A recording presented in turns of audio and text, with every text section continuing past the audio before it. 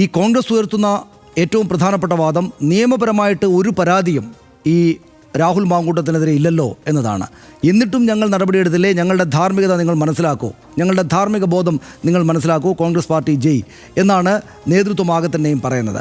നിയമപരമായിട്ട് ഒരു പരാതിയും രാഹുൽ മാങ്കൂട്ടത്തിനെതിരെ ഇല്ല എന്നത് തന്നെയാണ് അവർക്കനുകൂലമായിട്ട് മുന്നോട്ട് വെക്കുന്ന, അവർ പ്രതിപക്ഷത്തിൻ്റെ എതിർപ്പിന് എതിരായിട്ട് മുന്നോട്ട് വെക്കുന്ന അതേ വാദം തന്നെയാണ് ഈ സംഭവത്തെ ഏറ്റവും പ്രസക്തമാക്കുന്നത്. നേരത്തെ അതിൻ്റെ ആ പോയിൻ്റ് മഹേഷ് ചെറിയ തോതിലൊന്ന് സൂചിപ്പിക്കുകയുണ്ടായി. അതായത് നിയമപരമായിട്ട് ഒരു പരാതിയും ഒരു ഫോറത്തിന് മുന്നിലും ഇല്ല.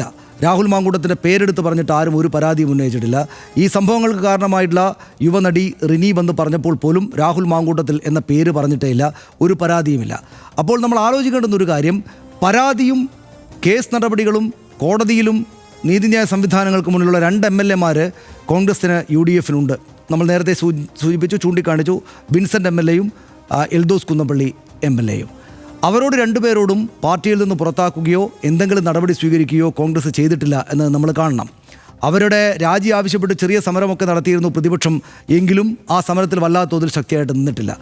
അവർക്കെതിരെ പരാതി ഉണ്ടായിട്ട് പോലും കോൺഗ്രസ് നടപടിയെടുത്തില്ല. അവരിപ്പോഴും കോൺഗ്രസ് MLA-മാരാണ്, കോൺഗ്രസ് നിയമസഭാ കക്ഷി അംഗങ്ങളാണ്.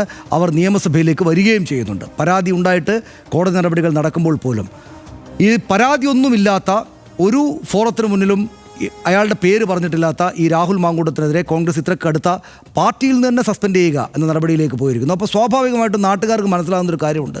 അതിതാണ്, വിൻസെൻറ്റിൻ്റെയും അതുപോലെ തന്നെ എൽദോസ് കുന്നപ്പള്ളിയുടെയും എതിരായിട്ട് വന്ന ആരോപണങ്ങളെക്കാൾ, കേസുകളെക്കാൾ പ്രധാനപ്പെട്ട വലിയ കുറ്റകൃത്യമാണ് ഇയാൾ ചെയ്തിരിക്കുന്നത് എന്ന് കോൺഗ്രസ് പാർട്ടി സമ്മതിക്കുകയാണ് നമ്മൾ കാണണം. അതുകൊണ്ടാണ് ഒരു പരാതിയില്ലാതിരുന്നിട്ട് പോലും ഈ തരത്തിലുള്ള നിലപാട്, ഈ തരത്തിലുള്ള ഒരു സസ്പെൻഷൻ നടപടി കോൺഗ്രസ് പാർട്ടി പോയത്. അതുകൊണ്ട് തന്നെ പരാതിയില്ലല്ലോ എന്ന കാര്യം കോൺഗ്രസ് നേതൃത്വം നാട്ടുകാരോട് പറയും തോറും രാഷ്ട്രീയ ബുദ്ധിയുള്ള നാട്ടുകാർക്ക് മനസ്സിലാകുന്നത് പരാതിയില്ലാതെ പോലും നടപടിയെടുത്തത് രാഹുൽ മാങ്കൂട്ടത്തിൽ അത്രമേൽ വലിയ ക്രൈം ചെയ്തുകൊണ്ടാണ് എന്നാണ്. അതുകൊണ്ട് ഇനി തെരഞ്ഞെടുപ്പിലേക്ക് ഇതുമായിട്ട് ബന്ധപ്പെട്ട് പോയാൽ, നേരത്തെ അജിത് ബാബു അവിടെ നിന്ന് പറഞ്ഞതുപോലുള്ള കാര്യങ്ങളുണ്ട്. അതായത് ഇനി പാലക്കാട്ടേക്ക് തെരഞ്ഞെടുപ്പിലേക്ക് പോയാൽ അവർക്ക് മറ്റെല്ലാ രാഷ്ട്രീയ പ്രശ്നങ്ങളും അപ്രസക്തമാണ്. വോട്ട് ചോരിയാണെങ്കിലും അപ്രസക്തമാണ്, നരേന്ദ്രമോദിക്കെതിരായുള്ള ആക്ഷേപങ്ങൾ അപ്രസക്തമാണ്, പിണറായി വിജയൻ സർക്കാരിനെതിരായുള്ള ആരോപണങ്ങൾ അപ്രസക്തമാണ്. അവിടെ മുഴുവൻ ചർച്ചയാവുക ഈ രാഹുൽ മാങ്കൂട്ടത്തിൽ ചെയ്ത അങ്ങേയറ്റം വഷളത്തം നിറഞ്ഞ ഈ കാര്യങ്ങളായിരിക്കും.